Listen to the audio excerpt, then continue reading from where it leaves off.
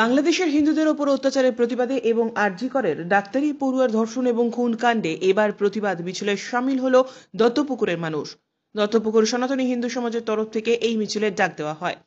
18ই August রবিবার বিকেলে দত্তপুকুরের জয়পুল শীতলা মন্দিরের সামনে থেকে দত্তপুকুর থানা পর্যন্ত কয়েকশো মানুষ এই মিছিলে হাঁটেন।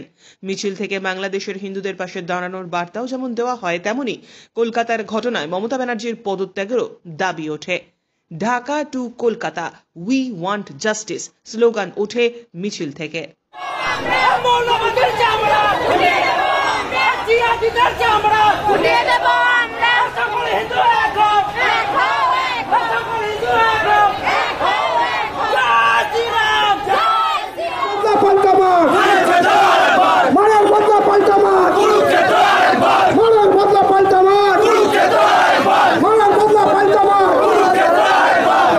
মুখ্যমন্ত্রী মমতা ব্যানার্জি যবে থেকে ক্ষমতায় এসছে তবে থেকে পশ্চিমবঙ্গের নারীদের বেহাল দশা চলছে, এবং যখন তিনি উপলব্ধি করতে পারে যে এবার নারীরা তাকে বিসর্জন দিতে যাচ্ছে, তখন তিনি লক্ষ্মীর ভান্ডার নামে এক নাটকের স্কিম, যেখানে মেয়েদেরকে স্বাবলম্বী করার বিপরীতে তিনি ভাতা দেওয়া শুরু করেছেন।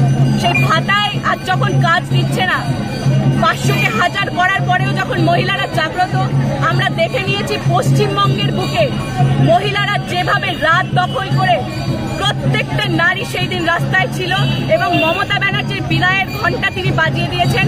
কারণ তিনি প্রত্যেকবার ধর্ষণের পর ধর্ষক যার সাথে হয় তার রেট বেঁধে দেয়।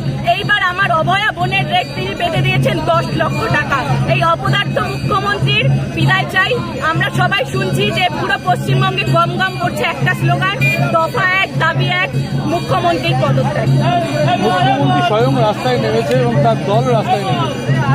আমরা এরকম ঘটনা বোধহয় অনেক সময় দেখেছি ট্রেনে বাসে যখন যাতায়াত করি, যে পকেট মারে ট্রেনের বাসে সেও যাতায়াত করছে, সেও যাত্রী, সে বাকিদের মতো তখন বলে চোর চোর চোর ধরো, কিন্তু পকেট মারও কিন্তু তাদের মধ্যে লুকিয়ে থাকে। ঠিক মমতা ব্যানার্জির এই অভিনয়টাই সেই পকেট মারের ভূমিকা পালন করছে। তিনি রাস্তায় নেমেছে কার বিরুদ্ধে? মুখ্যমন্ত্রীর বিরুদ্ধে। মুখ্যমন্ত্রীকে মমতা ব্যানার্জি।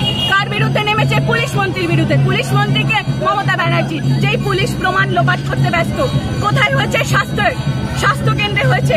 স্বাস্থ্যমন্ত্রীকে মমতা ব্যানার্জি। কার বিরুদ্ধে মমতা ব্যানার্জি রাস্তায় নামছে? কাকে? জনগণকে বোকা বানাচ্ছে, না তৃণমূল কংগ্রেসকে বোকা বানাচ্ছে, নাকি তারা ক্ষমতা হারানোর ভয়ে? কত কি নাটক তারা করবে মমতা ব্যানার্জি, যে ব্যান্ডেজ নাটক প্রত্যেকবার ভোটের আগে চলতে থাকে। এবার 2.0 আমরা 2024 লোকসভা ভোটের আগেও তার ব্যান্ডেজ 2.0 দেখেছি। কিন্তু এই ব্যান্ডেজ নাটক যখন চলছে না, তখন নিজেই রাস্তায় নেমে পড়েছে। বোধহয় বুঝতে পেরেছে এবার বাংলার নারীরা তাকে নবান্নের 14 তলা থেকে গঙ্গায় বিসর্জন দিতে যাচ্ছে। আমাকে আগামীতে বিরোধী ভূমিকা পালন করতে হবে, তাই আজকে তিনি তার এই দুদিনের রিহার্সেল করলো। তুলসী সরকার, আমি অখিল ভারতীয় বিদ্যার্থী পরিষদের রাষ্ট্রীয় কার্যকারিণী সদস্যের দায়িত্ব পালন। আমাদের এই প্রতিবাদ মিছিলটা প্রথমত বাংলাদেশে যে নিরন্তর হিন্দু অত্যাচার হচ্ছে তার পরিপ্রেক্ষিতে আয়োজন করা হয়েছিল, কিন্তু ইতিমধ্যে যে আরজি করের ঘটনা ঘটেছে, সেই আরজি করের ঘটনা এতটাই স্পর্শকাতর, এমনভাবে মানুষের মনকে কাঁপিয়ে দিয়েছে। তো আমাদের এই প্রতিবাদের মধ্যে আরজি করের ঘটনাটাই বেশি বহিঃপ্রকাশ পাচ্ছে। সেটা আমরা অটোমেটিক সাধারণ জনমানুষের মধ্যে দেখতে পাচ্ছি। আরজি করের ঘটনাটার প্রতিবাদটা বেশি পরিমাণে হচ্ছে। তো আমরা অস্বীকার করবো না, আমাদের বাংলাদেশের হিন্দু নির্যাতনের ঘটনার সাথে আরজি করের ঘটনার প্রতিবাদটাই আমাদের আজকে মূলত প্রাধান্য পেয়েছে। এই নিয়ে আমাদের প্রতিবাদ মিছিল, এবং আমরা শুধুমাত্র অ্যারেস্ট বা অপরাধীর শাস্তি এটার থেকেও আমরা চাইছি নেক্সট টাইম যেন এই ঘটনাটা না ঘটে। আমদিনিতেও দেখেছি আমরা 2-3 দিন এই আরজি করের ঘটনার পরপরই মাথায় বর্ধমান একটি মেয়ে বাড়ির বাইরে বেরিয়েছে, সে মার্ডার হয়ে গেছে। মেয়েদের উপরে এই টার্গেটটা কেন বারবার দেখা যাচ্ছে? ঘুমতে শুরু করলে শেষ হবে না। এই জন্য আমাদের এই প্রতিবাদ। আইনশৃঙ্খলা নেই, ললেসনেস সিচুয়েশন, আইনশৃঙ্খলা নেই বলাটা ভুল হবে। মানে আইনশৃঙ্খলা কোথায়? আমরা আজকে দেখতে পাচ্ছি আরজি করে যে ঘটনা ঘটলো, সেই ঘটনার ভাগ্যবর ভর্তি সাধারণ মানুষ পর্যন্ত বুঝতে পারছে। আইনশৃঙ্খলাকে কি করে বিশ্বাস করবে মানুষ? ঘটনার যে ইনসিডেন্ট ঘটনা, সেমিনার হলটা আছে, সেমিনার হলের গায়ে ডক্টরস রুম আছে। 1-2 দিনের ব্যবধানে সেখানে কে ইনস্ট্রাকশন দিলে সেই ডক্টরস রুমটা ভাঙতে চলে গেল। এখন তো নির্যাতিতার মা এবং বাবা দুজনেই ডাউট করছে যে সেমিনার হলে ইনসিডেন্টটা ঘটেনি, ঘটনাটা ডক্টরস রুমেই ঘটনা ঘটেছে। তা না হলে তড়িঘড়ি এই ঘটনা স্পর্শকাতর ঘটনা চারিদিকে সোচ্চার হয়েছে মানুষ, সারা রাজ্য দাও দাও করে জ্বলছে। সেই পরিস্থিতিতে সেখানে কার ইনস্ট্রাকশনে সে ডক্টরস রুমটা ভেঙে দেওয়া হলো? মানুষকে বুঝতে পারছে না, বুঝতে পারছে বলে আজকে 8 থেকে আসে সবাই রাস্তায় নেমেছে। প্রতিবাদ মিছিল থেকে কি চাইছে?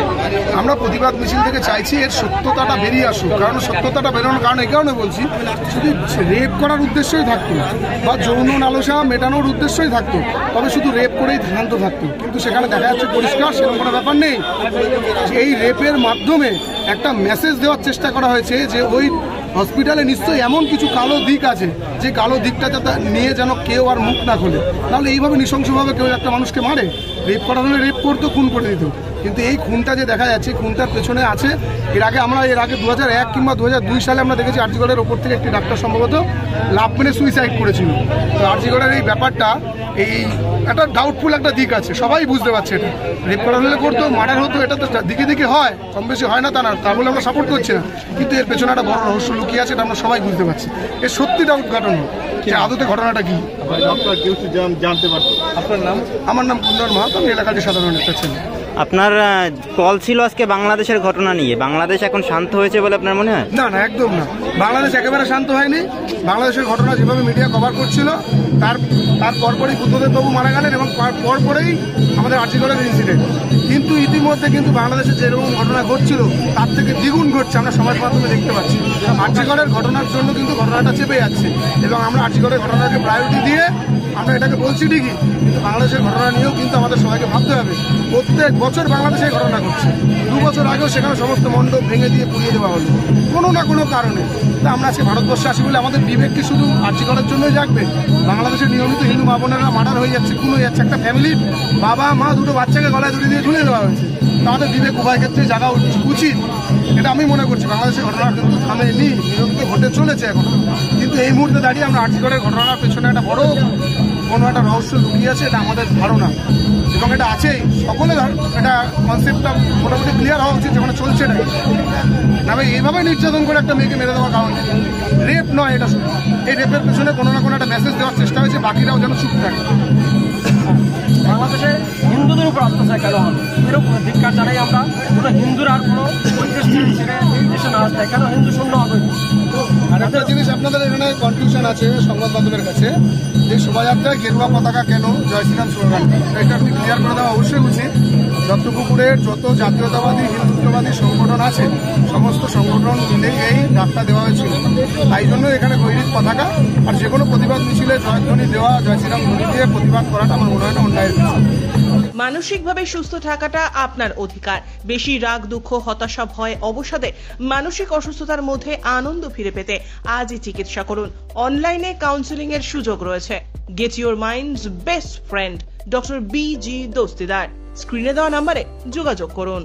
দীর্ঘদিন ধরে সন্তানহীনতার সমস্যাতে ভুগছেন? আর দেরি না করে আজই চিকিৎসা করান। ভারতের অন্যতম প্রধান সারির IVF চিকিৎসক এবং গবেষক ডক্টর সুদর্শন ঘোষ দস্তিদারের থেকে 40 বছরের অভিজ্ঞতা আপনার সমস্যা সমাধান করবেই। স্ক্রিনে দেওয়া নম্বরে যোগাযোগ করুন।